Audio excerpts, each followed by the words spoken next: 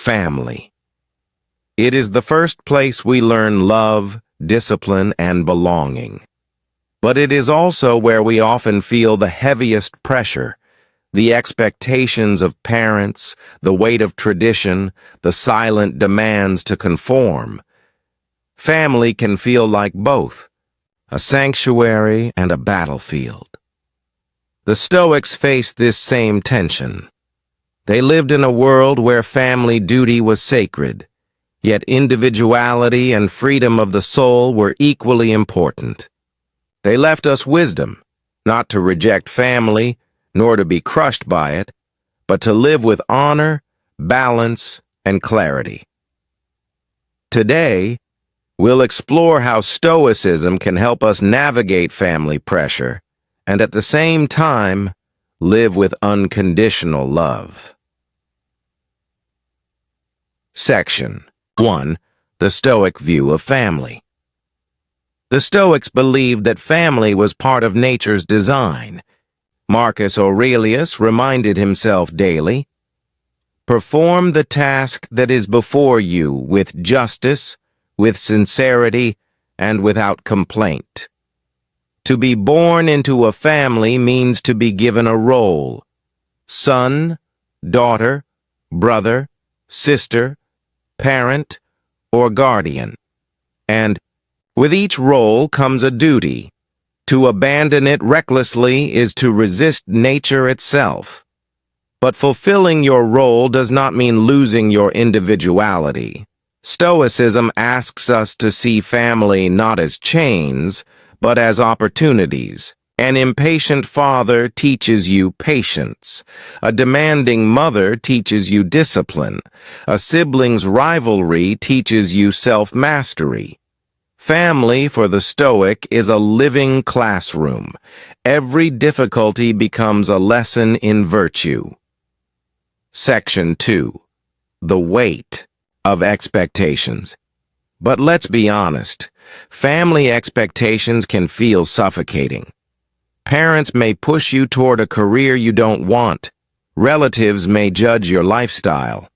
Elders may expect blind obedience to tradition. The Stoic response? Separate what belongs to you and what belongs to them. Epictetus said, "Some things are up to us, and some are not. Your family's opinions, not up to you.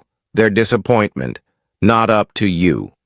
Their vision for your life, not up to you. What is up to you?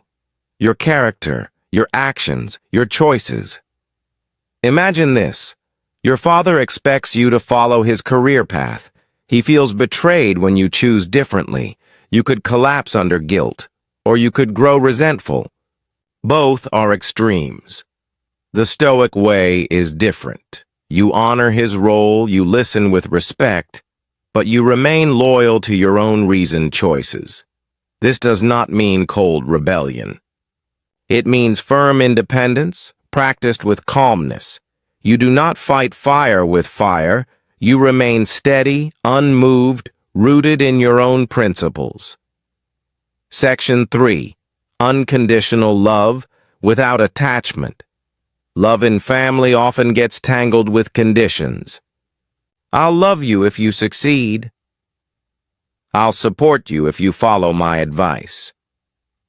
But Stoicism teaches a higher kind of love, one that is unconditional. Epictetus warned against clinging love that tries to possess or control. True love does not demand ownership. It accepts the person as they are. This is where modern families often struggle. Parents love deeply, but sometimes that love becomes control. Children love their parents, but sometimes that love becomes rebellion. The Stoic reframes love, not as emotional dependence, but as strength.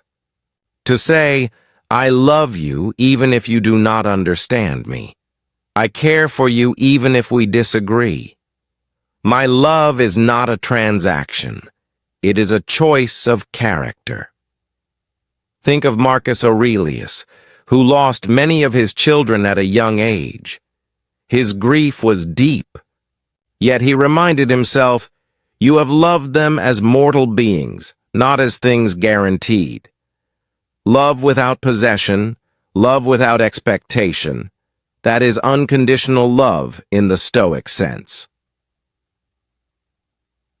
Section 4. Balancing duty and independence. So, how do we balance? How do we remain true to family without being enslaved by it? The Stoics give us the answer, duty with freedom.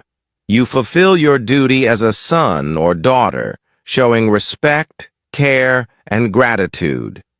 But you also preserve your independence of mind. You do not confuse service with slavery. Seneca wrote, "We are born into community as limbs are born into the body." You belong to your family, but you are not owned by it. Just as the hand serves the body but remains a hand, you serve your family but remain yourself. Practical application. Call your parents. Care for them when they need you.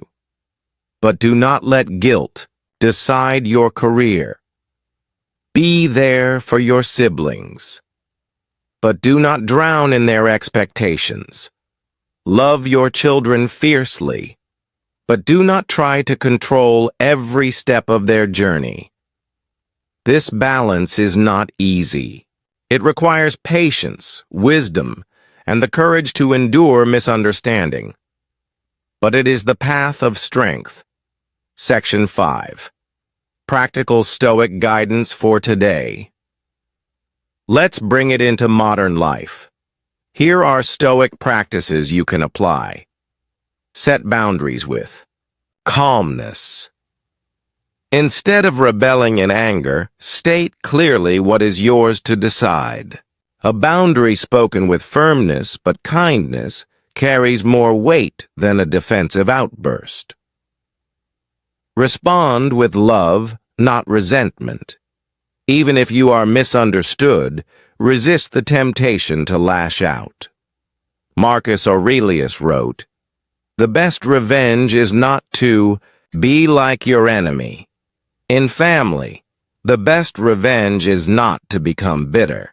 Find freedom in duty. Serve your family because it is your role, not because you are coerced. A Stoic finds dignity even in obligation, because they choose to act with virtue. Practice Amor, Fati. Love your fate.